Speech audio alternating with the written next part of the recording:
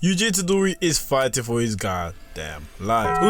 What's up guys, my name is GXL here, and today we are going to be unfolding the secret Yuji Itadori has that nobody knows about. And I'm about to show you guys something that is not really brought up very often. And this will decide whether or not he would be able to win against anyone and then become one of the honored ones as Gojo anticipated. If you haven't already, make sure you leave a like, subscribe if you're new, and sit back and relax and enjoy this Yuji Itadori secret spree that we're about to go on.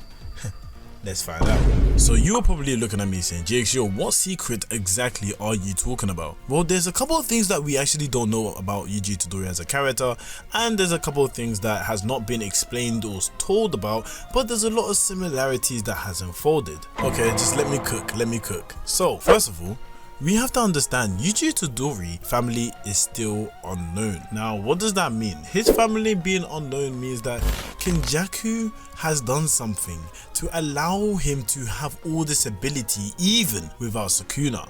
And what secret is that? Well, from what we see, Yuji Itadori is much more athletic than the average person. Not only that, he's able to sustain a lot more damage, aka be very durable, and I think in the latest chapter of Jujutsu Kaisen you guys already know. But with all that being said, you know, he's been called weak, he's been called somebody that's not able to hold his own and far away from the likes of Yuta Okkotsu, Gojo, Sukuna, etc. So what exactly is the secret behind his family, and what does that actually mean? Now we have to remember, where did all of it start from?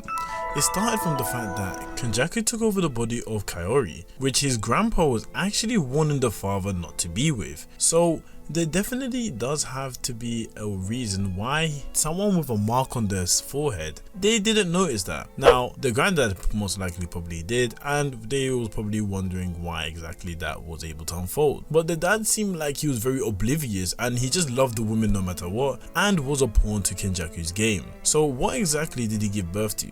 Well, first of all, Kenjaku was a person that had anti-gravity as a curse technique, which means that he specifically wanted this person for a reason. Now, who knows in particular what other reasons that Kenjaku probably wanted the person for, but he was also able to do it with the father of Yuji Itadori. What does Yuji Itadori's father have? Is he just a pawn in the little game? It seems like it was much more than that. Not only is Kenjaku choosing him specifically to have a child, he's also enabling Yuji and allowing him to become a vessel for the demon Sukuna. So how did he know that was going to work, and exactly what kind of things did he do? Well, let's be real, Sukuna actually looked at this. As he was fighting Yuji Itadori in the chapters, you can actually notice that Sukuna thought, wow, Kenjaku is one of the twisted motherfuckers in this.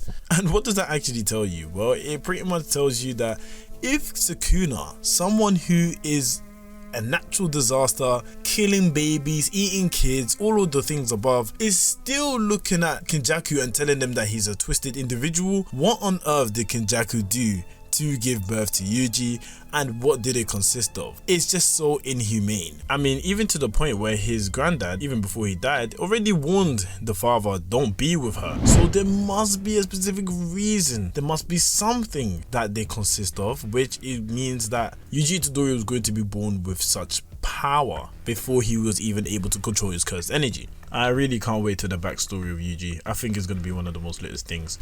We have to consider a lot of things, but firstly, let's consider the fact that Sukuna said that Yuji is like from back then. Now, some people think Sukuna means back then, as in when he was born, but what I think is from the Shibuya arc. I think when Yuji Itadori has something bad happen to him and is able to reach 120% of his potential, that is exactly what Sukuna is talking about. But this is the thing, when Yuji reached 120% of his potential, it seems like his durability is more than normal. Now, why do you say this, right? GX, why do you say this? Well, let's look at the fact that when he was fighting Mahito, he got hit with a black flash, etc, and he was still able to get up. And then on another occasion, exactly when Kenjaku hits him with one of his techniques and he gets down for the count, not able to do anything, almost destroyed because he just finished the fight with Mahito as well, and he was still able to get up and fight on. This is not normal, and it definitely shows someone who has a lot of durability.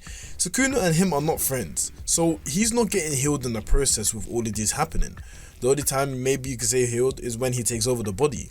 But if that's not the case, he's not gonna heal him. So every time we've seen Yuji fight, we've seen him fight, get hit with multiple things, and his own durability is what saves him. Now, what I believe is that the durability has to be something from the father. And you may think, why is it from the father? Well, why did Kenjaku want him in the first place? Now, let's look at the purpose, is to become a vessel. Becoming a vessel would actually mean that he would be able to contain Sukuna. Now, as a person that is very familiar with barrier techniques, I wouldn't be surprised if he knew the dad was able to restrict and contain something within himself that allows him not to let it out. So having a barrier or a sense of durability from the outside and the inside, which will allow him to manipulate, vessels, and basically being able to manipulate what can hurt him and what can't. Because let's face it, getting hit with a black flash by Mahito and still being able to reach 120% of the power, that's almost like a curse itself. I mean, look at it. Yuji's not human, so there's only so much you could really do against him. In fact, if you look at Choso as well, he is very tough and was able to get from a dying position as well, similar to when he was fighting against Kenjaku. But it seems like he's not as sturdy as Itadori, and Itadori was called the Demon God. So there might be something there that we missed that he has finally reached. And this is finally him not holding back. A 15-finger Sukuna that used to be inside his body, just because Sukuna has left his body doesn't mean he doesn't have that access to the power. If the curse technique can be ingrained into his body, who's to say the body that he was fighting within didn't leave remnants of Sukuna being able to be this strong? Because if you really look at the fight, Sukuna is very shocked at the changes and differences and the level and scale that Yuji is now going up to. He doesn't even remember Yuji being able to be this strong, which is why he has to think, wait, why is he this strong? Wait, where did the strength come from? And it seems Yuji's source of power definitely does result from anger. And every time he's angry at someone, and even when he was against Mahito, that is when he was full angry. Although he wouldn't have been able to perfect the Black Flash because he had to be calm in some situations, overall he had a very, very angry state, which maybe makes Sukuna impressed. Is Sukuna gonna steal his body back now just because he realized Yuji's actually stronger than he thought? We'll never know. Like, let's look at the boy Yuji. If he's wearing the Shibuya fit, you already know the shit is about to go down. Now, while all this is happening, Megumi is able to fight within, and this gives Yuji Itadori more of an opportunity to fight against him, because really and truly, I do not believe Megumi and Itadori believe that Itadori is equal to Sukuna, which is why things like that wasn't able to take place. But he definitely has some feats that we've never seen him perform, and yes, we finally got something. Shout out to Megumi for fighting within. So all in all, the physical nature of Yuji Itadori, which might actually be the root of why he is strong. I don't think only his body is very durable, I also do believe he actually packs one heck of a punch. Like, he is not a normal individual when it comes to strength. It's been noted many times within Jujutsu Kaisen that he is abnormally strong. And even with Curse Energy, he's abnormally strong. Even without Curse Energy, he is normally strong. So what does that actually tell you? It tells you that Yuji Itadori, based with no Curse Energy, being the strongest among his peers definitely means business. And does that mean that he was able to get his Curse Energy taken and still be strong? Perhaps. Is it maybe that Curse Energy actually doesn't buff him as much as possible? Perhaps. But it definitely does feel like and seem as if Yuji Itadori has the traits to be a special grade sorcerer, with the fact that he's even strong without Curse Energy, stronger with Curse Energy, and we haven't even seen anything if he gets his Curse technique.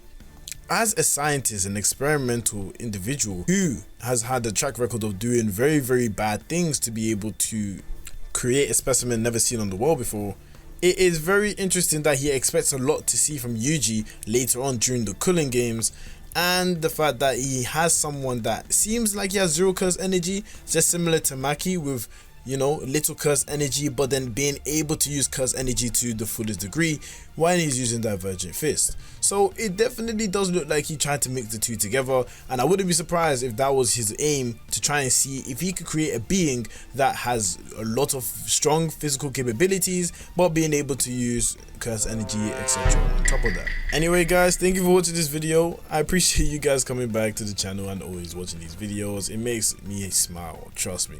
Also, make sure you leave a like, subscribe if you're new, and as I say to the new people that come and visit my channel, Jana.